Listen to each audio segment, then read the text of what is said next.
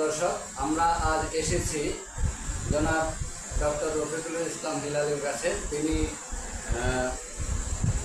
আপনার কেন্দ্রীয় বিএনপির নির্বাহী সদস্য, আবার আমাদের নেত্রকোনা জেলা বিএনপির সদস্য সচিব হিসেবে দায়িত্ব পালন করছেন।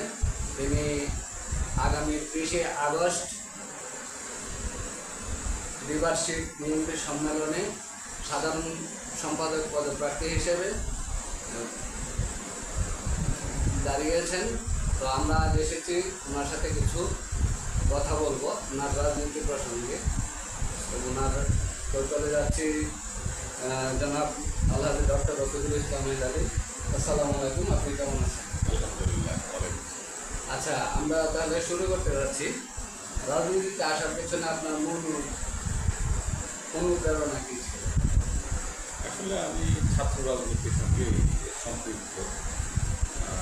প্রথম যে মিছিল মিটিং হতো বিএনপি, সেটা অনেক সময় বুঝেও যেতাম, না বুঝেও যেতাম।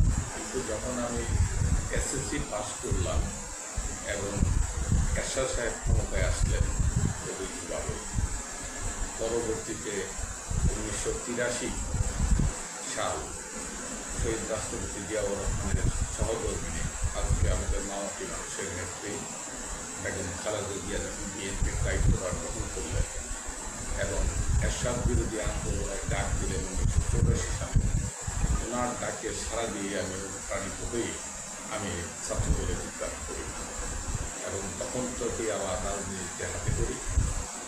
পরবর্তী পরিক্রমায় কলেজ জীবনে ছাত্রদলের রাজনীতির সঙ্গে সম্পৃক্ত ছিলাম। পরবর্তীতে বিশ্ববিদ্যালয়ে ভর্তি হয়ে 1986 সালে, সেখানে বিভিন্ন বিশ্ববিদ্যালয়ের বিভিন্ন দায়িত্বে আমি ছিলাম এবং পরবর্তীতে আমি যুবদল, স্বেচ্ছাসেবক দল কেন্দ্রীয় পর্যায়ে ছিলাম। সর্বশেষ 1994 সাল কেন্দ্র উপজেলা বিএনপির রাজনীতিতে আমি পদার্পণ করি এবং বিভিন্ন চড়াই উত্তরাই পেরিয়ে অনেক মামলা হামলার মুখোমুখি হয়ে বিকাশন কারাবরণ করে দলের সঙ্গে আদৌ সম্পৃক্ত আছি। সেই যে 42 বছর পূর্বে রাজনীতির পথ চলা, এটা ধারাবাহিকভাবে এখনো এই রাজনীতির সঙ্গেই আছে। আচ্ছা, যদি করে তাহলে আপনি জেলা বিএনপির সদস্য সচিব হিসেবে দায়িত্ব পালন করছেন। দায়িত্ব পালনের ক্ষেত্রে আপনি কোন কোন চ্যালেঞ্জগুলো আপনার বেশি ছিল? আমি 2019 সালে জেলা বিএনপির সদস্য সচিব হিসেবে দায়িত্ব গ্রহণ করি এবং আমার নেতা তারেক রহমান অবাধ বিশ্বাস নিয়ে আমাকে দায়িত্বটা অর্পণ করেন।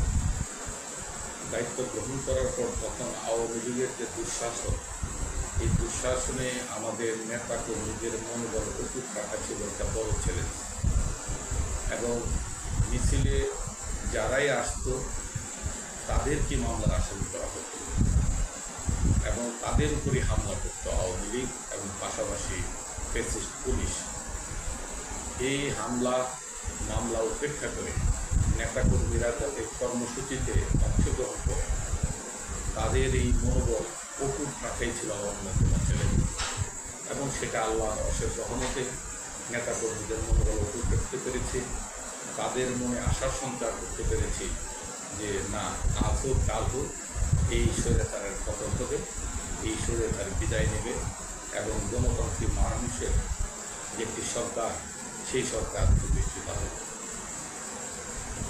আপনার রাজনৈতিক জীবনের সবচেয়ে স্মরণীয় ও গর্বিত মুহূর্ত কোনটি ছিল? আমার বিশেষ করে স্মরণীয় ঘটনা, আমার বৃদ্ধ পিতা সহ দীর্ঘদিন কারাগার, এটি আমার স্মরণীয় ঘটনা। তখন কারাগারে কোনো ফ্যান ছিল, পানির পর্যাপ্ত কোনো ব্যবস্থা ছিল। এই অবস্থায় দীর্ঘদিন আমার বাবা, আমার দুটি সহ কারাগারে, একটি স্মরণীয় ঘটনা। এবং বাংলাদেশের জননিরাপত্তা মামলায় দ্বিতীয় মামলাটি আমাদের এই কেন্দ্রায় রুজু করা হয়, যাতে আমি সহ আমার বাবা, ভগ্নিপতি সহ 43 জন নেতাকর্মীকে আসামি করা হয়। সেখানে স্কুলের ছাত্র সেই মামলায় আসামি ছিল এবং এই জননিরাপত্তা মামলায় কোনো জামিন দেওয়া হতো না। মামলা নিষ্পত্তি না হওয়া পর্যন্ত কোনো জামিন দিত না এবং দীর্ঘ 3.5 মাস কারাভোগ করার পর মামলার প্যাকেজে খালাস পেয়ে আমরা মুক্তি পাই সকলেই। এটি একটা স্মরণীয় কথা। আসন্ন জেলা বিএনপির দ্বিবার্ষিক সম্মেলন নিয়ে আপনার প্রত্যাশা কি?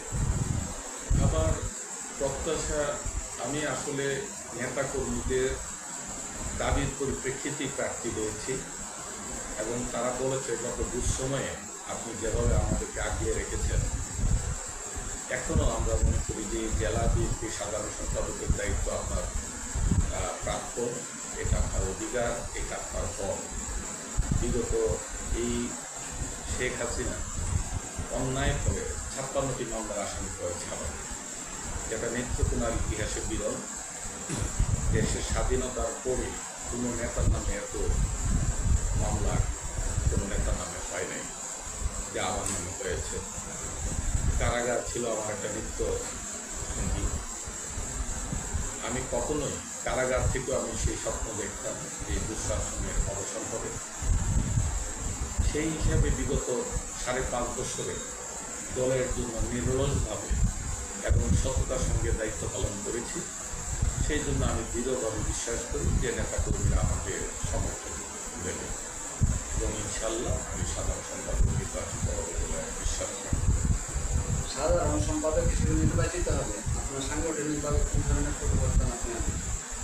সাংগঠনিক আসলে কার্যক্রম একটা চলমান প্রক্রিয়া। সেই সাংগঠনিক কার্যক্রমটাকে আরও গতিশীল করা, তৃণমূল পর্যায়ে যদি কোনো অসঙ্গতি থেকে থাকে সেটা দূর করা এবং নেতাকর্মীরা কী চায় নতুন বাংলাদেশ গড়ার তত্ত্বে তা নেতাকর্মীদের সঙ্গে নিয়ে এগিয়ে যাওয়া। সাংগঠনিক দুর্বলতা কোথায় দেখছেন এবং তা দূর করতে আপনার পরিকল্পনা? স্থানীয় পর্যায়ে সাংগঠনিক কোনো ক্ষেত্রে দুর্বলতা রয়েছে, অনেকেই বহির্ভূত হয়েছেন, তাদের বর্তমান চিন্তাধারা কিছুটা হয়তো বা বিভিন্ন ক্ষেত্রে ভিন্নতা পরিবর্তিত হয়। সেই ক্ষেত্রে তাদের সঙ্গে আলাপ আলোচনা করে বর্তমান পরিস্থিতির আলোকে যেভাবে সুন্দরভাবে সেই সমস্যাগুলো কাটিয়ে গতিশীল করা যায় সেটা একটা বিষয়। পাশাপাশি শূন্যতা কোনো ক্ষেত্রে রয়েছে, সেগুলো পূরণ করার জন্য আমরা সচেষ্ট থাকবো। সাংগঠনিক দুর্বলতা উল্লেখযোগ্যভাবে সেরকম নেই, হয়তো কোনো ক্ষেত্রে সমন্বয়হীনতা রয়েছে। সেই সমন্বয়হীনতাটা দূর করতে পারলে আমার মনে হয় ওই ধরনের কোনো আশঙ্কা থাকবে। প্রতিদ্বন্দ্বী প্রার্থী সম্পর্কে আপনার মূল্যায়ন? আসলে তো রাজনৈতিক অঙ্গনে গণতন্ত্রের একটা সুন্দর রূপ, গণতন্ত্রের সুন্দর রূপই হলো একটা প্রতিদ্বন্দ্বিতা, যেখানে আপনার কোনো প্রার্থী থাকবে না বিপরীতে, সেখানে তো একটা স্বৈরাচারের আবির্ভাব। সেই ক্ষেত্রে যারাই প্রার্থী হয়েছে আমরা প্রত্যেকেই কর্মকাণ্ড বিবেচনা করবে। আমাদের কাউন্সিলরদের যারা রয়েছে আমাদের অতীতের কর্মকাণ্ড, শিক্ষা যত যোগ্যতা দেখবে, তাদের সততা দেখবে, তাদের নীতি নৈতিকতা দেখবে, তাদের ব্যক্তিত্ব দেখবে, সে তাদের নীতি আদর্শ দেখবে। সেটার আলোকেই আমাদের যারা ভোটারবৃন্দ রয়েছেন তারা মূল্যবান রায় প্রদান করবেন এবং আমার প্রতিদ্বন্দ্বী প্রার্থী এবং আমি সহ প্রত্যেকেরই একটা আমার কামনা থাকবে যে ফলাফলটা বেরিয়ে আসবে ভোটারদের মতামতের আলোকে, সেটা যেন আমরা সবাই সাদরে গ্রহণ করি। দেশের বর্তমান রাজনৈতিক পরিস্থিতিকে কীভাবে দেখছেন? বর্তমানে রাজনৈতিক শূন্যতা রয়েছে অবশ্যই। যে ফ্যাসিস্ট সরকার বিজয়ের পর আজকে 1 দশক অতিবাহিত হয়েছে। দেশের উন্নয়নের যে আশানুরূপ যে গতিশীলতা আসার দরকার সেই গতিশীলতা আসে না, কারণ বিনিয়োগকারীরা আশ্বস্ত হতে চায় যে এই সরকার কতদিন থাকবে, এই সরকারের যে নীতি পরবর্তী সরকার সেটা অব্যাহত রাখবে কিনা। এই সংশয়ের কারণে কিন্তু আমাদের আশানুরূপ কোনো বিনিয়োগ হচ্ছে না। সেই যারা বিনিয়োগ করবে তারা সবসময় চায় একটা নির্বাচিত স্থিতিশীল সরকার থাকবে এবং এটা দেশের উন্নয়নের জন্য, কল্যাণের জন্য অপরিহার্য। গণতন্ত্রের কোনো বিকল্প নেই। সেই জন্য অচিরেই যে নির্বাচন আগামী ফেব্রুয়ারিতে ঘোষণা করা হয়েছে, আমি দৃঢ়ভাবে বিশ্বাস করি এই যথাসময়ে নির্বাচন অনুষ্ঠিত হবে এবং জনগণের একটি সরকার প্রতিষ্ঠিত হবে। নির্বাচিত হলে স্থানীয় উন্নয়নের কোন বিষয়গুলোকে অগ্রাধিকার দেবেন? আমি আল্লাহ চাহেতো যদি সংসদ সদস্য নির্বাচিত হই, এলাকায় আমি বেকার সমস্যার সমাধানের লক্ষ্যে কাজ করব। বেকার যুবক তাদের একটা কর্মসংস্থানের একটা ব্যবস্থা হয় এবং শিক্ষার যে মানন্য, আজকে দেখা যাচ্ছে উপজেলা লেভেলে শিক্ষার মান অনেকাংশে পূর্বের থেকে কিছুটা নিচের দিকে ধাবিত হচ্ছে, যার কারণে আমাদের এলাকার অনেক লোকজন জেলা কেন্দ্রিক, বিভাগীয় কেন্দ্রিক পরিবার পরিজন নিয়ে তারা চলে যাচ্ছে। এটা যেন না হয়, আমার এলাকার ছাত্রছাত্রী শিক্ষার পরিবেশটা যাতে উৎপন্ন থাকে এবং এলাকায় তাদের শিক্ষা ব্যবস্থাটা গ্রহণ করে, সেই লক্ষ্যে আমি কাজ করব। পাশাপাশি উন্নয়ন একটা ধারাবাহিক প্রক্রিয়া, সেটা হতেই হবে এবং সেই উন্নয়নের লক্ষ্যে উন্নয়নের লক্ষ্যেও আমি কাজ করব। এবং যে কোনো জায়গার জন্য উন্নয়ন ব্যবস্থা যদি সুন্দর না থাকে, সেখানে কোনো কিছু গড়ে ওঠে না। একটা এলাকা যদি সমৃদ্ধশালী হতে হয়, আপনার সেই ক্ষেত্রে আপনার যোগাযোগ ব্যবস্থার মধ্যে থাকা খুবই জরুরি। বিশেষ করে আমাদের কৃষক ভাইরা রয়েছে, তাদের উৎপাদিত পণ্য যদি সুন্দরভাবে তারা বিপণন করতে না পারে, যোগাযোগ ব্যবস্থার অভাবে যদি তার ন্যায্য মূল্য না পায়, তখন কৃষকরাও কিন্তু মনোবল হারিয়ে ফেলে। সেই লক্ষ্যে যোগাযোগ ব্যবস্থা উন্নয়ন করা আমার কর্তব্য। তরুণদের রাজনীতিতে সম্পৃক্ত করতে আপনি কী ধরনের পদক্ষেপ নেবেন? এই তরুণরা এই দেশের ভবিষ্যৎ এবং এই তরুণ সমাজ যতটা এগিয়ে আসবে, যে মানুষের যে রাজনীতির প্রতি বিমুখ, এই বিমুখতা কেটে যাবে তখনই, যখন তরুণ সমাজ এগিয়ে আসবে এবং এই তরুণ সমাজের হাতে যখন নেতৃত্ব যাবে, তখন একটা দেশ এগিয়ে যায়, একটি সমাজ এগিয়ে যায়। সেই লক্ষ্যে আমি তরুণ সমাজকে উৎসাহিত করব যে সুন্দর সুস্থ রাজনৈতিক পরিবেশে যাতে তারাও সম্পৃক্ত হয়, সেই লক্ষ্যে আমিও সচেষ্ট। ভোটাররা আপনাকে কেন ভোট দিবে বলে আপনি সমর্থন করবেন বলে আপনি মনে করেন? ভোটাররা আমাকে সমর্থন করবে সেই জন্য যে আমি দীর্ঘ 42 বছর রাজনৈতিক কর্মকাণ্ডের সঙ্গে আমি সম্পৃক্ত। সেখানে ভোটাররা দেখেছে যে আমার সততা, আমার যোগ্যতা, আমার নীতি নৈতিকতা, সব দিক দিয়ে আমি বিশ্বাস করি মনে প্রাণে যে তারা আমাকে ভোট দেবে এবং এই এলাকার কাঙ্ক্ষিত উন্নয়নের জন্য আমাকে তারা সমর্থন দেবে বলে আমি বিশ্বাস করি। আপনার কাছে রাজনীতির সংজ্ঞা? রাজনীতির সংজ্ঞা বলতে আমি যেটা মনে করি যে রাজনীতি এটা ক্ষমতা না, এটা মানুষের জনসভা, মানুষের কল্যাণের জন্য কাজ করা। সেটি আমি মনে করি যে রাজনীতির কোন সংজ্ঞা হওয়া উচিত। মানুষের কল্যাণে কাজ করাটাই আমার অন্যতম লক্ষ্য এবং মানুষের কল্যাণের লক্ষ্যে আমি যত মনোনিবেশ করতে পারব, ততই আমি মনে করি যে রাজনীতিতে আমি সফলতা অর্জন করতে পারব। এবং এই ক্ষমতাটা চিরস্থায়ী না, ক্ষমতার রাজনীতি মানে ক্ষমতার দ্বন্দ্ব নয়, ক্ষমতার অপপ্রয়োগ নয়। ধন্যবাদ। আমরা চলে যাচ্ছি, আপনার জন্য আর দুটি প্রশ্ন থাকবে। বর্তমান প্রজন্মের নিকট আপনার বার্তা কি? আমার বর্তমান প্রজন্মের প্রতি আমার আহ্বান থাকবে যে শিক্ষার পাশাপাশি তাদের পরিবারকে সময় দেওয়া।